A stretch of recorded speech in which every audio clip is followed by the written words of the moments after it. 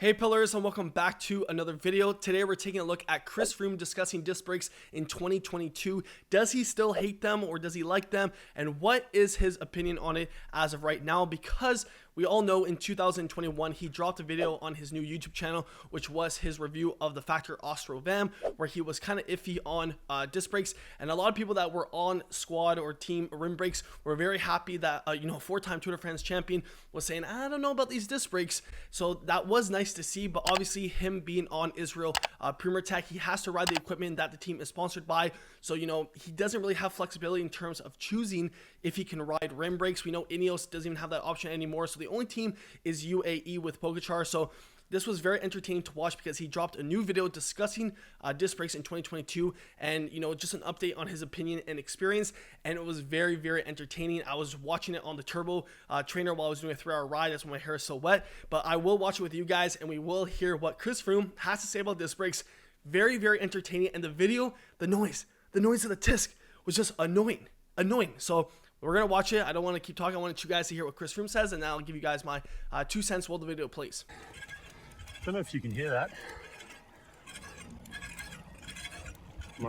That is the worst noise I've heard.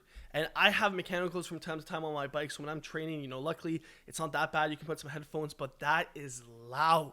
And I've had a disc brake bike. I've had my gravel bike, and from time to time it does make noises like that. So the fact that we'll listen back to it, and I'll just have it on a loop because that basically was his whole vlog, was that noise in the background. And like, I need to emphasize this. This is someone that's a 4 times Tour de France champion, can live in Monaco, very expensive, has the budget, and he still can't get his bike dialed in. That's eye-opening. He's laughing about it. Entertainment with disc brakes continues. Yeah, I think they're still a work in progress. I think technology is improving, but the margins are so slim.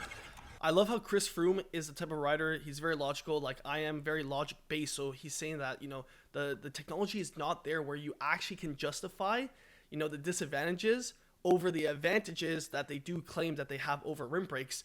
So he definitely is missing his Pinarello in terms of having rim brakes. You do a big descent and the alignment moves completely. And that's because the rotors are heating on the descents. Kind of need to stop and readjust everything again. So stop training. I just love his like little smirk in the sense of he knows deep down he doesn't want to ride the bike. We're riding Shimano at the moment.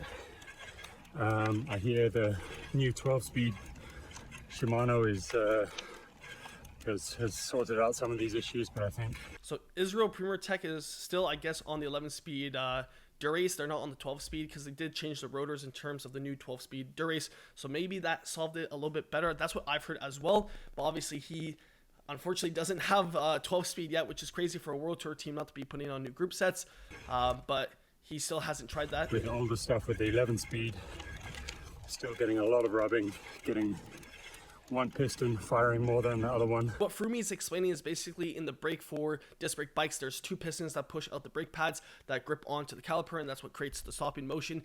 But just sometimes, like I experience this in the bike shop working as a mechanic, it's just so hard sometimes to calibrate both pistons to shoot out perfectly at the same time. And like he's saying, through actual riding and putting kilometers on your bike to ensure that alignment stays consistent, those pistons stay consistent throughout heavy volumes of training. We're not talking about 100 kilometers weekend warrior stuff. We're talking about 721-hour weeks on the bike. So just a frustration in terms of you're thinking about your bike in terms of like making sure it actually functions versus just getting those kilometers in the legs, which always puts things out of alignment. But no matter how many another frustrated laugh that usually I do as well. Mechanics I've spoken to or taken the bike to, they just can't get 100% on.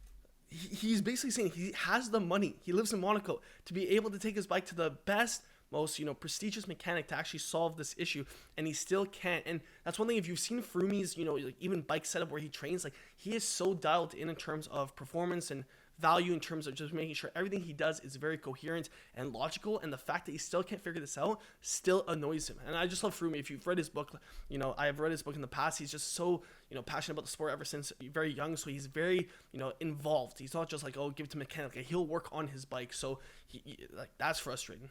On top of it, it's always going to eventually start getting a few issues as soon as you start doing some really big descents. Yeah, so he's basically saying that, you know, people, let's say in the United States or even in UK or even Canada, you know, unless you're descending in the valleys like in California or maybe Arizona or Mount Lemmon, but like you won't experience this in Florida. If you go on a long descent, that like rotor heat, like the accumulation of heat on the rotor over time will cause the disalignment in the disc brake. So, you know, unless you live somewhere where you actually do hills, where most people, even where they live where there's hills, not a lot of people like climbing, so on a flat you won't really experience that, you know, rotor overheating where you'll actually have warping and have problems. But obviously for a World Tour rider that obviously is competing in the Tour de France and other big races, yeah, you need to climb, you need to descend. You're going to be on descents that are, you know, 10 15 kilometers long, so when you're braking, you know, that's going to happen. Like, the rotor is going to, you know, heat up. So C'est la vie. And then he puts the French "c'est la vie," just means it is what it is. The time being, just put the earphones in and pretend I can't hear it. See, that's why I love Frumi. He's just like so relatable. Like, that's exactly what I've done on older bikes when I, you know, couldn't take it to the mechanic or they were closed, or you have a mechanical and you can't figure it out until you take it to the mechanic. And that's when you put the headphones in and you have to crank it up, usually higher than what you usually listen to, so you don't hear whatever mechanical is going on with your bike. But I just love Frumi because he's always down to earth. And like I was going to say at the beginning of the video, if I didn't say it, it's very interesting where he's able to criticize his bike because most riders aren't allowed to. So I would be interested to see if Israel Premier Tech somewhere had a clause in the contract that Froome negotiated where he said, you know, if I, like, probably he already thought he was going to do a YouTube channel. So the fact that he should be able to say whatever he wants, obviously I don't think he can bash the brand, but obviously give his fair critiques. That's very interesting. And the fact that he could negotiate that, like, props to Frumi, because you'll never hear what he's saying by any rider. Every rider's going to say, I love my bike. There's absolutely nothing wrong with it. Disc brakes for the win. And I just like Frumi being very logical and saying that, you know what, like, there's a lot of cons that come with disc brakes. And, you know, obviously as technology, I've always said this in my comparisons of disc brakes and rim brakes. As the technology grows and accelerates, yeah, disc brakes will refine, but it's like, if every second matters, if every, you know, gram matters, they're heavier, like, the list of just cons still outweighs the pros. And as a pro, where, you know, my results depend and being able to put food on the table depends on how my bike performs along with myself, I want the best, least finicky stuff, less, like, the least finicky equipment. So that's why I personally would, if given the option, I wouldn't choose disc brakes, I would choose rim brakes. And who do we see doing that still in the pro peloton? Two-time back-to-back Tour de France champion Tadej Pogačar. I'll show the video where he talks about that, but let's hear what Frumi has to say in terms of ending it. Do you guys hear that? That is so annoying, the disc rub. Today, 6-hour ride, a bunch of sort of lower. So anyways, that was a good of a video from Frumi. I want to show Tadej Pogačar in the interview finish of Tirreno Adriatico 2022. So current race season, stage 6 finish. This is what he says why he chose a rim brake road bike to finish off the mountain ascent. Obviously he's young, so he knows this topic is going to be obviously highly debated, and obviously he's back-to-back Tour de France champion, so anything he says people are going to latch onto. So he's laughing. He's kind of like he's like a low-key troll, I think. So he's like laughing, he can't even answer it. You guys have more questions? No, it's just a personal choice. So he says personal choice, yet again. To win the Tour de France, you have to be dialed into the T, because yet again, this is putting, you know, food on the table. So he wouldn't be doing stuff that would be hindering his performance. Rim brake is a bit lighter. A bit lighter. For me, yeah, it's important on such a climb like today that, yeah, 300 grams. So 300 grams is important to Tadej Pogačar. On certain climbs, obviously, I think there are bonuses when he does choose to ride the disc brake bike that are obviously being pushed by the masses for Colnago. But the fact that when he's deciding pure performance, he'll always choose rim brakes, especially climbing, where literally every gram matters. For me, it's a lot. So yeah, it's a lot for him. 300 grams. Yeah, that's why. That's insane. Thank you very much. Yeah, and he's just trolling, laughing off. So yet again, guys, I just want to really highlight the videos because this is what the cycling mainstream media won't push, or like won't actually, you know, show both sides of the equation in terms of disc and rim.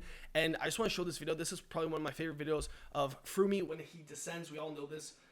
You know, this video where he descends and does the super tuck and he's like just like spinning away from everyone. But realistically, I just find it very funny how not even 10 years have realistically gone by, and rim brakes are more than fine to win Grand Tours. You see Frumi just, he's not even hitting the brakes like excessively to the point where you actually need the stopping power of disc brakes, because yet again, when every second counts, you can't be on the brakes. Like, there's one quote I've always heard from racers in my local areas, like, if you're hitting the brakes, you're going to be in last place. Like, you can't hit the brakes if you want to win. So you can see that Frumi is just going for it on rim brakes. So yet again, the fact that he's taking all the risks and he doesn't need his brakes. He really doesn't need his brakes. And that's one thing, if you race, it's very much feathering. If you're ever stomping your brakes like that, like, obviously people are going to say, oh, well, during training, cars and stuff, I need to have the braking power. But then again, like, that comes back to handling, going somewhere like less populated, etc., etc. Like, I've made tons of videos on this topic, and I don't want to go into it now on this video. It's more so just Frumi's opinion that I really want to highlight. Now, if we're taking a look at Chris Froome's resume, 4-time Tour de France champion, 2-time Volta d'Espana champion, 1-time Giro d'Italia. He's won all Grand Tours. This guy knows his way around the bike. Very humble, obviously, from the beginnings of being raised in Kenya, and then obviously making his way to the Conti scene, pro Conti scene, and then World Tour. So I just love Chris Froome. I love what basically he stands for in terms of like always having that determination to figure out what you need to do to get to the top if you want to. So the fact that I personally really listen, like, my ears perk up when you have Tour de France champions truly being able to share their opinion. So Froome, obviously I respect his opinion. I have not raced in the Tour de France, probably won't, never say never, but the fact that he has and he's won it, like, I do take his opinion obviously very, very serious, along with Tadej Pogačar, in the sense of, if Tadej Pogačar thinks 300 grams matters, I probably should, consider his opinion worthy to actually adopt myself. So the fact that, disc brakes are usually heavier unless you're paying above $5,000. I've made tons of videos. I want to highlight, because if you guys don't appreciate the in-depth that I'm going in this video, there's videos on my channel where I go in-depth, like 20 minutes in-depth. So the fact that they're usually heavier, usually more expensive, but the unfortunate thing is, like, they're not, brands are not even making them anymore. So it's very sad to see that disc was basically forced upon us. And if I'm just going to give any opinion for myself in terms of like my viewpoints on this whole topic, is that I still have a 2020 road bike Giant TCR Advance 2, above 35 kilometers ridden in it within the past 2 years. It has rim brakes. Luckily, I haven't had any problems with it, so like I can't, like, other than the wheels, in terms of the braking performance on mountains that I've ridden now, like, no problem whatsoever. It comes down to technique, I would say. So the fact that, luckily, if I had disc brake bikes and I had something go wrong with it, like, I've at least been able to adjust, the brake calipers myself. I don't know how, like, realistically with the tools and stuff, it would be hard to do that with a disc brake bike, especially, traveling, which I have been. So I've been indefinitely traveling for the past year. So it would have been really hard. So I'm just very thankful that, at least for myself, the training I've done, I'm almost at 5,000 kilometers for the year. So the fact that obviously I'm doing a lot of indoor training just because of time restraints, but obviously when I go outside, the fact that, I can adjust my bike on the fly in terms of braking and all that stuff, like, I'm very thankful for that I don't have to be, cornered into one braking system, which would be disc brakes. And obviously I still think disc brakes for gravel is the way to go. I'll never debate that.